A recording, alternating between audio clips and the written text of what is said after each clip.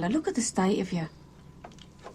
You're sitting there like there's a grey cloud over you. It's like the sun's gone in. You've got no energy because you don't eat your dinners. And you've got no joy in your soul. How do you know? I know because you've given up. Because you're not happy, that's how I know. I am happy. You've lost all your friends. I don't see them knocking on the door anymore. I don't want friends. They disappoint you. When you say you want to change the world, you're supposed to be political, but I don't see you doing anything about it. I am political. Shut the door.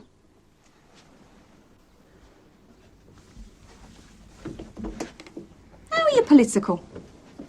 I read the paper. I watch the news. I'm more political than you. Oh, blimey, Nicola, we can all watch the telly. You should be out there helping the old age pensioners or going on marches or whatever. Marching's a waste of time. It's boring. If you put your money where your mouth is, you should be joining one of these socialist groups or the nuclear disarmament, whatever, but you don't. All you do is sit here in this room staring at the walls and tweaking and twitching. And you're so perfect. No, I'm not perfect, but I haven't given up. I'm still out there fighting. And I tell you what, Nicola, every time I look out that window and I see that rusty old caravan sitting there, do you know what it says to me? It says to me there's a man who hasn't given up either, who's still out there fighting, looking for his dream. Well, it says to me there's a man who's getting greedy. Greedy? Your dad? He's the most unselfish man I've ever met. Do you know he's up at 6 o'clock every morning, slogging his guts out in a job he hates, which is more than you do. And he still comes home at the end of the week with sod all. I'm not prepared to be exploited. Exploited? You're not prepared to work, full stop. You've accepted Nat as a plumber and you didn't like that at first. No, I didn't. I didn't like it. But I can see now I was wrong because she's happy. I don't know what I want to do yet. Oh, don't you? Well, you had your chance, Nicola, when you were 17, when you were at the college doing your 3 A-levels. You were going great and then suddenly you stopped.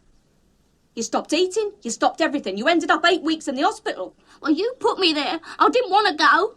Oh, for God's sake, Nicola, you were at death's door. You were trying to control my life. You were dying. No, I wasn't. Yes, you were. I'd know if I was dying. Dr. Harris told us you had 2 weeks to live.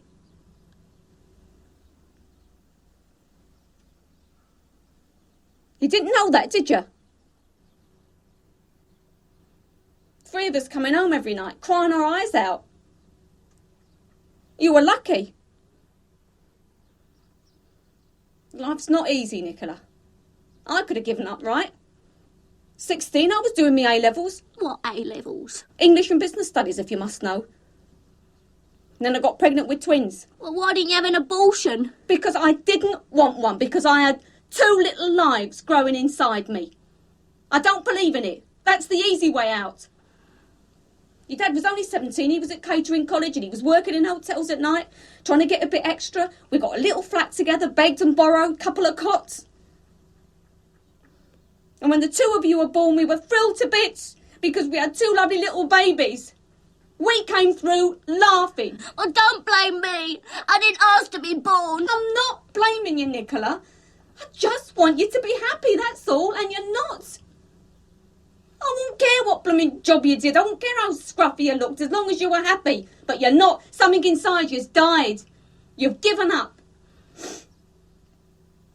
And if one day I could just walk through that door and you could look at me and you could say, look, Mum, help me, please. I don't know what I'm doing. I don't know where I'm going.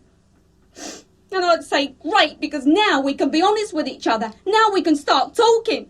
But I'm not in a mess. Aren't you? You're giving me a problem when I haven't got one. Right, Nicola.